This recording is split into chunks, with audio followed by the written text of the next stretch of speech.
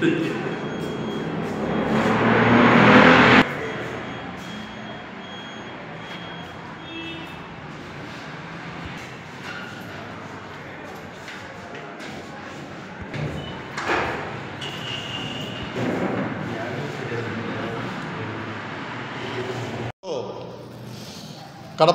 Parliament member Avinash Reddy గారు మాట్లాడుతూ అవగాహన లేకుండా రాజ్యాంగాన్ని తెలియకుండా ఆయన పార్లమెంటు సభ్యుడు కావడమే కడప ప్రజలు దురదృష్టకరం.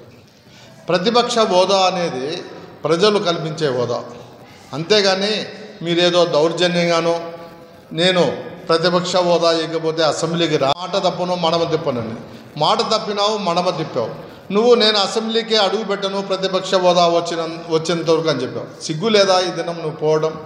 నువ్వు బై ఎలక్షన్లు వస్తాయని చెప్పి ఎలక్షన్లో ఓడిపోతామనే భయంతో నువ్వు ఈ దినం పోయి అటెండెన్స్ చేసుకున్నావు. అంతేగాని నీకు ప్రతిపక్ష హోదా కావాలని నిజంగా ఉంటే నువ్వు ఎందుకు పోవాల్సి వచ్చిందో చెప్పాల్సిన అవసరం ఉంది. ఈ దినం మా పవన్ కళ్యాణ్ గారు ప్రతిపక్ష హోదా అడిగేదానికి హక్కు ఉంది. ఎందుకంటే వాళ్ళకు 21 మంది ఎమ్మెల్యేలు అయ్యారు. నువ్వు 11 మంది ఎమ్మెల్యేలతో నీకు ఏ విధంగా ప్రతిపక్ష హోదా వస్తుంది? ప్రతిపక్ష హోదా కావాలంటే ఈ దేశంలో రాజ్యాంగం ప్రకారం మీకు రాదు. మీరు ఇతర దేశాలకు పోయి ఆ దేశాల్లో ఏమన్నా నిలబడితే ఓటు శాతంను బట్టి ప్రతిపక్ష హోదా ఇస్తారేమో తెలియదు, కానీ ఈ దేశంలో మెంబర్స్ని బట్టే ప్రతిపక్ష హోదా ఇస్తారు. కాబట్టి నీకు అది కూడా అవగాహన లేకుండా నువ్వు ఏదో మాట్లాడాలా, నువ్వు జగన్మోహన్ రెడ్డికి సపోర్టుగా మాట్లాడాలని చెప్పి మాట్లాడుతున్నావే తప్ప ఇంకోటి కాదని చెప్తున్నాం. ఎందుకంటే నీకు మాట్లాడే హక్కే లేదు. నువ్వు సొంతం జగన్మోహన్ రెడ్డి చిన్నాను చంపిన అంతకునివి, నువ్వు అంతకుని లిస్టులో ఉన్నావు. నువ్వు కూడా మా నాయకుల గురించి మా పార్టీల గురించి మాట్లాడితే నువ్వు అంతకన్నా అవహేళనంగా ఒకటి ఉండదు. మేము చెప్తున్నాం, మేము మాట తప్పము మడమ తిప్పము. మా నాయకుడు అదనం చెప్పాడు, నేను మరలా సీఎం అయితేనే ఈ అసెంబ్లీకి అడుగు పెడతానని చెప్పాడు. ఆ విధంగా అడుగు పెట్టాడు. నువ్వు ఎందుకు లేదు? నీకు సిగ్గు లేదా? నువ్వు మాట తప్పిన మాట ఈ దినం తప్పి మరలా ఏందో నాకు ప్రతిపక్ష హోదా ఇవ్వాలా? ప్రతిపక్ష హోదా ఎందుకు ఇస్తారండి? పవన్ కళ్యాణ్ 21 మంది ఉన్నారు అక్కడ ఎమ్మెల్యేలు, వాళ్ళకి ఇస్తారు.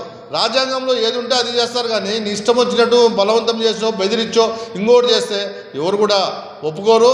నీకు ప్రజలు బుద్ధి చెప్పారు, ప్రతిపక్ష హోదా అవసరం లేదు, నువ్వు పనికిరావని చెప్పి నేను ప్రతిపక్ష హోదా కూడా లేకుండా చేస్తే సిగ్గు లేకుండా ప్రతిపక్ష హోదా ఇస్తే మా అన్న చించేస్తాడు. ఏం చించుతాడు? సీఎంగా ఉండేప్పుడే ఏం చించలే. మీ అన్న చించిందేంది చెప్తే ఒకసారి వాళ్ళ సొంతం చిన్నాన్ని చంపారు, వాళ్ళ అక్క చెల్లెలకు మోసం చేశారు. ఏం చేశాడంటే ఎవరికి మేలు చేశాడని మీ అన్నకు ప్రతిపక్ష హోదా ప్రజలు ఇస్తారని నేను అడుగుతున్నా. కాబట్టి ప్రజలు కూడా విఘ్నులు, వాళ్ళకు తెలుసు ఇతనికి ప్రతిపక్ష హోదా కాదు, అంతకన్నా అధ్వానంగా ఇవాళ ఆ 11 మంది కూడా కొంతమంది మోసం చేసి మీరు గెలిచారు తప్ప ఇంకోటి కాదు. మేము తెలుగుదేశం పార్టీ ఆ దినం ఏం చెప్పిందో అవన్నీ కూడా ప్రజలకు చేస్తాం. మీతో ప్రతిపక్షంతో ఒక మాట కూడా మేము అడిగించుకోమని చెప్పి మేము తెలియజేస్తున్నాం. మీరు పగడ్బలాలు మాట్లాడద్దు, ఎందుకంటే మీరు మాట్లాడే నైతిక హక్కు లేదు. ఇదే విధంగా రాజీనామా చేయండి అని చెప్పి అడిగే హక్కు కూడా లేదు. ఇదే విధంగా పద్మనాభం గారు నేను పేరే మార్చుకుంటాను, నా ఇంటి పేరే మార్చుకుంటానని ఆయన గెజెట్లో కూడా ప్రకటించుకున్నాడు. ఆ విధంగా నువ్వు కూడా మార్చుకోవడానికి రెడీ అయినావా అని మేము అడుగుతున్నాం. మా నాయకులు ఎప్పుడు పెట్టినా అర్ధరాత్రి పెట్టినా ఇప్పుడున్నే మెజార్టీకి డబుల్ మెజార్టీతో గెలుస్తారు. నువ్వు నిజంగా నీకు ఆ ధైర్యము దమ్ము ఉంటే నీ పులివెందుల్లోనే ఓడిపోతావని చెప్పి ఈ దినం నువ్వు పోయి సంతకం అసెంబ్లీలో పెట్టావు. నువ్వు ఆ దినం ఏమో చెప్పావు?